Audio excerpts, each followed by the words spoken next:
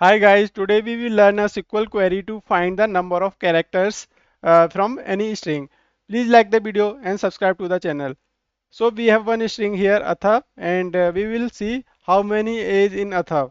So simple, write a query like this, select length. First we will get the length of this string minus length, replace string, and we will replace a with empty string. Simple, like this.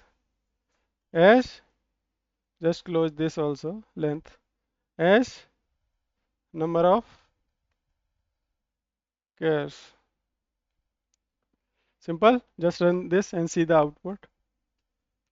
Number of chars 2. If I want to see how many t is in Atharv, simple, write like this, only one t. If I will change this Atharv to Baroliya like this, Baroliya.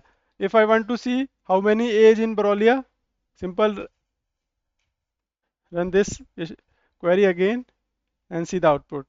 Number of A's in Baroliya 2, 1 and 2. Simple. Please like the video and subscribe to the channel. Thank you.